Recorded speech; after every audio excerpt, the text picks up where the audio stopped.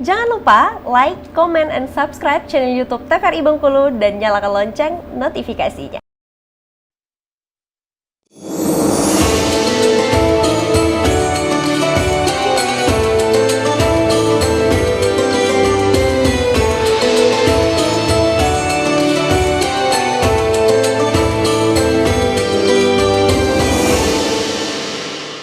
Pemirsa, masih di Mitra Kalbu TVRI Bengkulu dan kita masih membahas tentang tema lokasi boleh beda, silaturahmi wajib dijaga bersama dengan Bapak Ustadz Agus Delianto dan juga ibu-ibu dan juga bapak-bapak dari karyawan dan juga karyawati LPP TVRI Bengkulu.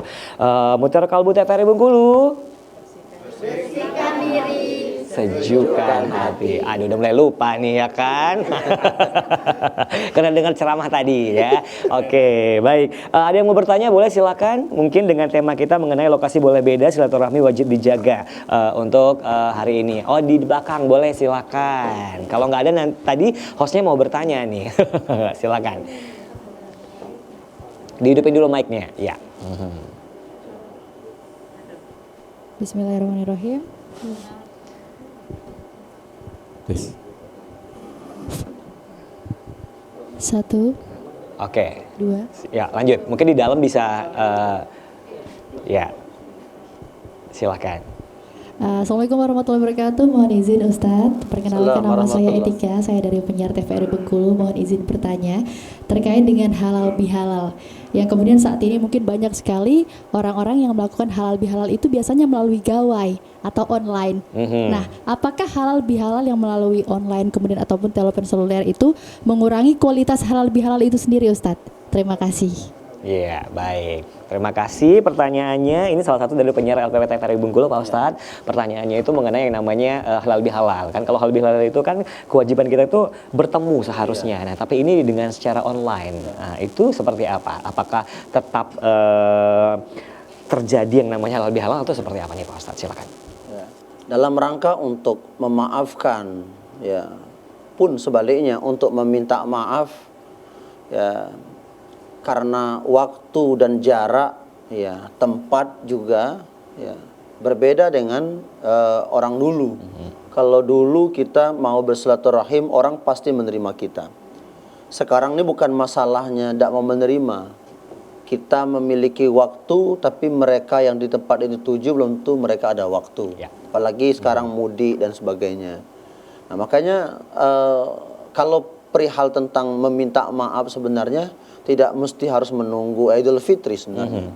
Setiap saat itu ada namanya evaluasi. Dalam Islam diajarkan untuk muhasabah, untuk introspeksi diri, untuk mengevaluasi. Bahkan setiap waktu itu evaluasi, bahkan satu hari evaluasi sebagainya, minta maaf. Nah, namun bagaimana dengan Idul Fitri? Idul Fitri ini ya makanya tadi Idul Fitri ada semacam merasa menang dan merdeka ketika datang Idul Fitri. Nah, dari dalam rangka untuk menjaga tadi silaturahim, ya, untuk meminta maaf, saling memaafkan. Nah, bagaimana dengan kondisi yang hari ini karena jauh jarak sebanyak kita memanfaatkan media-media yang ada. Via WhatsApp, saya lihat ada yang pakai pantun-pantun Pak, panjang kali Pak. Masya Allah, ada yang pakai pantun, ada yang kayak ngarang undang-undang kali. Ya silakan itu seperti apa konsepnya. Yang jelas tujuannya satu adalah mohon maaf lahir dan batin. Nah, alangkah baiknya seperti sekarang ini misalnya tidak sempat kita misalnya tidak puas melalui chat, ya, WhatsApp dan sebagainya, mungkin bisa melalui telepon, video call dan sebagainya. Ini banyak cara. Apakah sama nilainya? Sama. Ya, tentu tidak mesti harus berjabat tangan. Ya, memang ada dalam hadis disebutkan bahwa ketika berjumpa seorang muslim dengan muslim lainnya, mereka hadir, mereka saling mengucapkan salam, mereka hanya menjawab salam, mereka berjabat tangan, maka Allah gugurkan dosanya, maka Allah Subhanahu wa taala maka mereka didoakan oleh para malaikat ya akan dipanjangkan umurnya sampai dia berjumpa kembali. Ini kan luar biasa Bapak Ibu sekalian. Ya, tapi ketika misalnya tidak sempat berjabat tangan, tidak sempat untuk berjumpa secara langsung, tapi melalui online dan WhatsApp dan telepon dan sebagainya, ini nilainya sama di hadapan Allah Subhanahu wa taala. Yang penting tadi dalam keadaan ridho, ya, wal afwa tadi, wal afwa aninnas, saling memaafkan di antara mereka, ya. Nah, tapi dalam rangka untuk memaafkan ini, ya, tapi hal-hal yang memang ya bisa dimaafkan. Contoh misalnya mengambil barang orang, lalu kemudian kita meminta maaf, tentu ya prosesnya kembali dulu barang baru meminta maaf, ya. Nah, jadi itu Bu. Jadi bagaimana nilainya nilai dari orang yang minta maaf secara temu langsung dengan online itu sama sebenarnya. Apalagi mereka saling untuk memaafkan. Ya. Suami istri pun banyak, mohon maaf ya belum bisa pulang mungkin karena macet, mungkin ya karena sebagainya, pekerjaan dan sebagainya. Saya kira begitu. Baik, luar biasa. Berarti cara untuk memaafkan itu diperbolehkan dengan cara apapun ya Pak Ustadz, ya. Nah, yang penting kita harus meminta maaf. Minta maaf. Gitu. Baik, Masya Allah. Baik. Dan mau memaafkan. Dan mau memaafkan. Luar biasa. Nah, kalau gitu ada lagi yang mau bertanya, silakan untuk karyawan dan juga karyawati LPP TVRI Bengkulu tentang tema kita halal bihalal ataupun juga lokasi boleh beda, silaturahmi wajib dijaga. Ada? Ada belum? Oke, kalau belum ada mungkin gini Pak Ustadz, kenapa nih kita harus ada? Oh baik, silakan Pak Kepsta. Ya, Assalamualaikum Pak Ustadz. Ya, Pak Ustadz. Mungkin ini menanyakan terkait tadi maaf dan juga minta maaf dan juga memaafkan. Ya. Nah, jadi pengalaman ini saya, jadi kita merasa kita bertetangga dan juga biasa kan mungkin ada perselisihan itu kan. Jadi kita sudah meminta maaf dengan yang bersangkutan, tapi yang bersangkutan ini tidak mau, saya nggak ada maaf, dia bilang, ya kan. Nah, seolah-olah kita merasa kita ini sudah nggak ada masalah lagi sebenarnya, hal-hal kecil kan biasa mungkin pekerjaan kantor gitu kan. Nah, dalam hal ini apakah kalau kita sudah meminta maaf, hukum bagi kita, maksudnya mungkin kita masih berdosa atau kita terlepas dari dosa kesalahan-kesalahan kita terhadap yang kita minta maaf tadi. Nah, sementara kita minta maaf tapi dia tidak memaafkan. Apakah itu kita masih menanggung dosa atas perbuatan atau kesalahan kita terhadap orang lain ini tadi? Mungkin itu Pak Ustadz. Terima kasih. Baik, terima kasih. Itu Pak Ustadz. Kita udah minta maaf, tapi orang tersebut belum memaafkan. Nah, itu seperti apa kondisinya? Silahkan. Ya. Dalam hal muamalah urusan manusia dengan manusia tidak terlepas dari salah. Kadang-kadang kita berusaha melakukan kebaikan, belum tentu nilai dengan kebaikan. Kadang-kadang kita sudah bersilaturahim, mungkin pandangannya pasti ada maunya, minta maaf sebagainya.